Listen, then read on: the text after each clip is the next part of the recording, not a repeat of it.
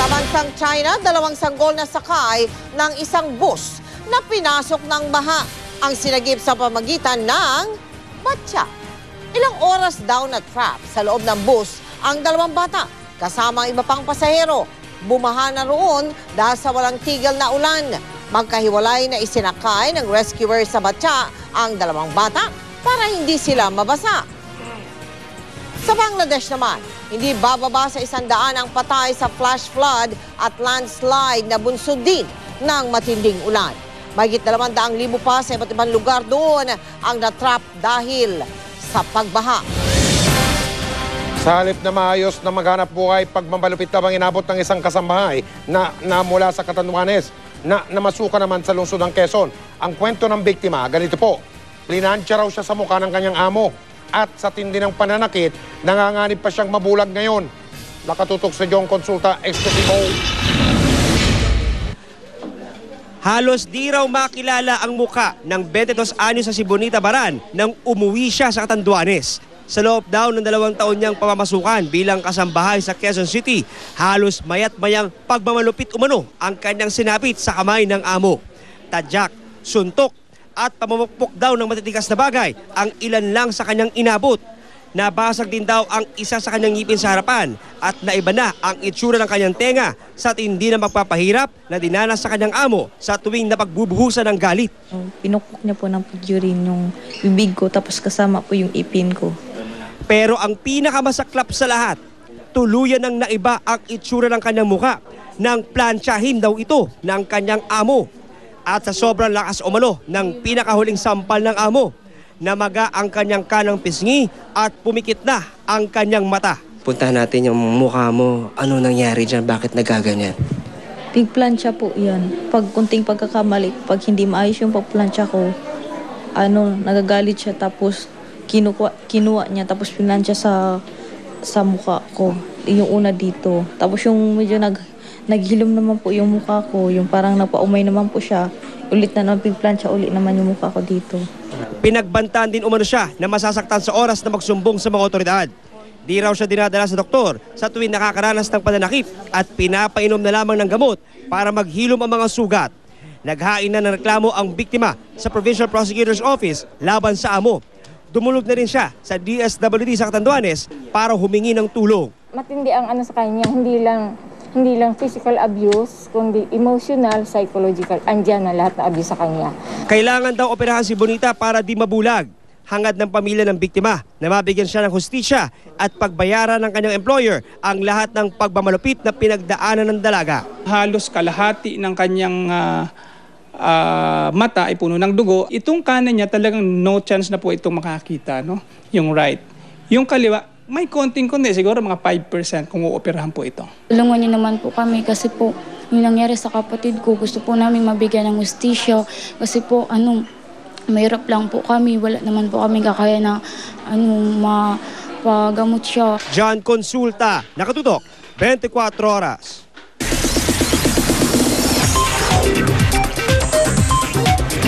Chika Minute! Magkakaroon ng tribute bukas para sa yumaong direktor na si Mario O'Hara. Nanghihinayang ang mga taga-showbiz sa pagpanaw ni Direk Mario na itinuturing na tunay na alagad ng sining. Ang report hatid ni Aubrey Carampel. Kasalukuyang nakaburol ang mga abo ng pumanaw na direktor na si Mario O'Hara sa St. Alphonsus Mary de Liguori Chapel sa Makati. Si Mario ang direktor ng mga premyadong pelikula na 3 taong walang Diyos at babae sa Breakwater. Hinangaan din siya bilang aktor sa mga pelikulang Tubog sa Ginto at Tinimbang Ka Ngunit Kulang. Sa edad na 66, pumanaw ang batikang aktor, direktor at scriptwriter dahil sa cardiac arrest matapos ang ilang araw lamang na pakikipaglaban sa sakit na leukemia. Kwento ng kapatid na si Jerry, huli na raw nang malaman nilang may leukemia pala si Direk Mario. Is the type na hindi mahilig magpa-check up. Sabi niya sa akin, hindi ko naramdaman to. Hindi kami pinayagang makapasok sa loob ng chapel dahil ito raw ang bilin ni Direk Mario. Yan ang taong sabi nga nila walang ego. Hindi siya taong, kaya nga bilin niya yan. Ayaw niyang public viewing, ayaw niyang may kukuha ng photographs. Bukas ng gabi isang tribute ang gagawin para sa yumaong direktor. Magkakaroon din ng retrospective ng kanyang mga pelikula sa Cinemalaya Philippine Independent Film Festival sa Cultural Center of the Philippines sa susunod na buwan. I feel very sad about it. And of course, hindi ko na kailangan sabihin pa ang kung anong kawalan sa larangan ng pelikula at sa sining. Sa pagpanaw ni Direk Mario, isang tunay na alagad ng sining ang muling nawala sa industriya ng telebisyon at pelikula. Mario O'Hara is one of the forefathers and one of the pioneers of really starting independent filmmaking in the country. Lagi ko sinasabi na unlike ganito kami kaliit katabi ni Mario dahil Mario never compromised his principles of filmmaking. A person who will not compromise his art, di ba? And pati yung kanyang sarili. Hindi niya i-compromise yung kanyang belief. Talagang mahal na mahal namin siya. Aubrey Carampel, Nakatutok, 24 Oras. Mamaya panoorin kung paano sinorpresa si Sam Pinto nang sabihing siya muli ang sexiest Pinay ng isang men's magazine. Tutukan yan. Mel? Salamat, Pia. May hinala na ang pulisya kung sino ang pumatay sa Pulis Maynila na natagpuan sa Navotas nitong Martes. Ang mga magulang naman ng biktima, itinatangging konektado ang kanilang anak sa bentahan ng iligal na droga. Nakatutok si Julius Segovia. Umalma ang mga magulang ni SPO2 Chofilo Panlilio. Ang Pulis Maynilang natagpo ang patay sa may tabing dagat sa Navotas nitong Martes. Di raw sangkot sa bentahan ng iligal na droga si Panlilio, gaya ng lumabas sa investigasyon ng pulisya kaya siya pinatay. Mabait at responsable raw ang kanilang anak na paretiro na sana sa serbisyo sa susunod na 2 taon. Wala naman siyang ginagawag masama. Napakabait naman niya, marunong siya makisama. Maski kanino sila magtanong, ba't ganun?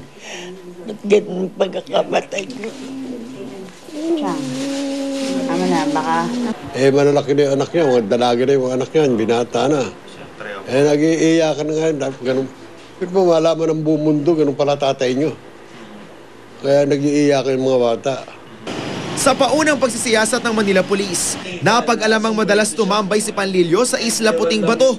Dito rin siya huling nakita noong linggo, bago natagpo ang patay nitong Martes. Naunang natagpuan ang bangkay ng kanya umanong impormante na si Jennifer Jimenez alias Bangenge noong linggo ng gabi. Di kalayuan kung saan natagpuan ng pulis. Naunang binaril tong babae dahil inaawat niya yung ginagawa ron sa pulis natin na binubugbog nung isang maintainer ng ng video karera to, and at the same time may info kami na ito yung nagbabaksak ng droga. 5 ang suspect pero ayaw muna silang pangalanan ng pulisya dahil baka mabulilyaso raw ang kanilang operasyon. Posibleng si Panlilio raw ang pinaghinalaang nagtuturo sa mga operatiba kaya madalas sa lakay ng pulisya ang Isla Puting Bato. Almost 2 years na tong nagjo-duty pero walang sinusweldo. Naasunto to ng AWOL, na-delete yung cheque niya. Survival ang laban nito Kaya siguro yung konting barya na makukuha niya ron, napakahalagang bagay na sa kanya. Una-una, pulis siya. Pulis yung namatay. Hindi niya dapat dinaglag yun. Namatay na, dapat natulungan, tulungan niya Hinaglag pa niya. Julius Segovia, Nakatutok, 24 Oras. Susunod, sa China, pulis na humahabol sa papatakas na suspect nasa gasaan.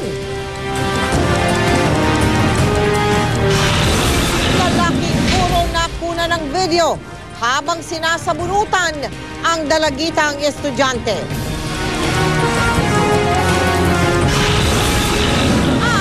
Videong patok sa internet, 2 sanggol nag-aagawan sa pacifier.